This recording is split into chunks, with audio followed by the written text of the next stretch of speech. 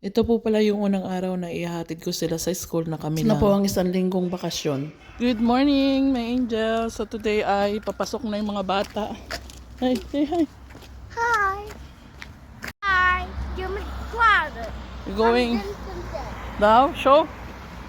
Mama. Huh? There's Bun. Da. Gata. Mhm. Makamde. Mhm. Mama, dit boneko. Papasok na tayo. Aga na ang pasok natin. Na sobrang pagod. Guys, hindi masyado makita yung ano, ay school ng mga bata. Give this to Dom na da. Da. I'm the dam. Ate, wala. Ah, here.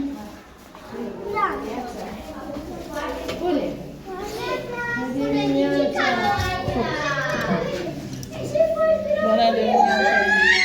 You give to your teacher? Who give this to you? Your classmate? I don't know. Something you might. Good. I put now in your bag. Close your locker.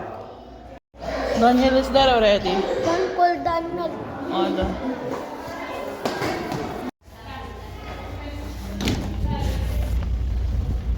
Guys, hatid na natin yung mga bata sa school.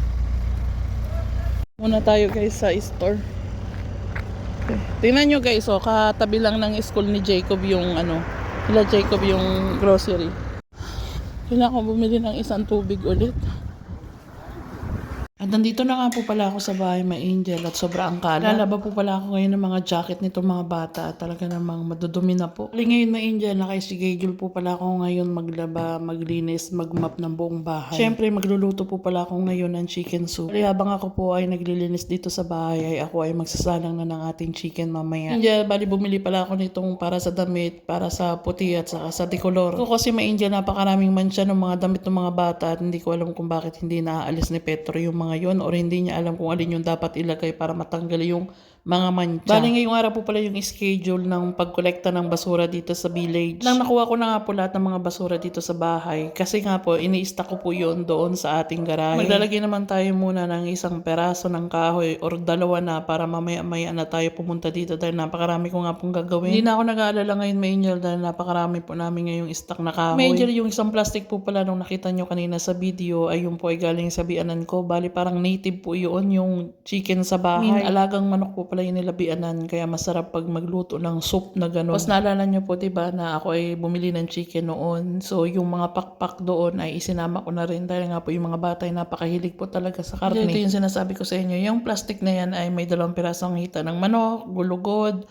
at saka basta parang 4 na piraso yata yan saka isang pakpak. Tapos yung isang plastic naman ay 4 na pirasong pakpak din ng manok yung nabili ko doon sa store. May niya dahil nakapagtapon na tayo ng basura, nakapaglagay na rin tayo ng kahoy doon sa ating heater, ay mag-almusal muna tayo.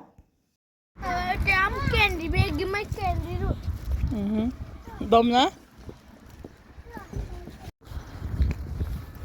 I want to see Dom na give you, your teacher.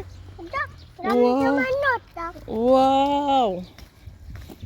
Bali may angel, ito na po pala yung ating nilutong chicken soup. Sinundo ko pala yung mga bata may angel, mga 11:40, kailangan nandun na po ako sa labas ng school at nag-aantay. May angel, ito yung nalaman ko kahapon na patuyo na natin yung mga basahan dito na ginagamit natin sa kitchen. At tinutulungan po pala ako ni Jacob magtupi nitong aking nilaban. Pag-map na po pala ako dito sa kusina at yung mga bata nga po ay sinabihan ko na wag pumunta dito at labas-pasok at baka madulas. Nandito na rin tayo sa may pantry area. At after nyan may angel ay doon naman tayo pupunta sa ating toilet. Hindi na nga pa ako pag-video may angel dahil nagmamadali ako at magpapakain pa ako ng mga bata. At yun nga may angel, tinawag ko ng mga bata at sabi ko magugas muna sila ng kamay bago sila humarap dito sa lamesa. So nga po may angel yung chicken na sinasabi ko sa inyo na native kumbaga sa atin sa Pilipinas. Tapos sana yan may angel itinola or kaya i-adobo sa gata. Kaya nga lang may angel wala akong gata at wala din naman akong luya at wala rin tinda doon sa ating grocery store na binilihan. Tuntok ako na sila may angel at tinatansya ko lang yung nilalagay ko sa kanilang kanin dahil nga baka mamaya hindi maubos at ako na naman ang mag-uubos. Daniel kasi may angel, tinatansya ko talaga pero yung kalimitan kay Jacob ay nauubos niya talaga at minsan nakakadalo o 3 sandok pa yan ng kanin. After 1 hour po pala ng pagkain nila may angel ay pinakain ko sila nitong ating cake. Dalawa sila at sinasabihan ko sila na ayoko yung makalat na naman doon sa lamesa dahil nga po kakalinis ko lamang. Angel, hanggang dito lang po ang aming video for today. Maraming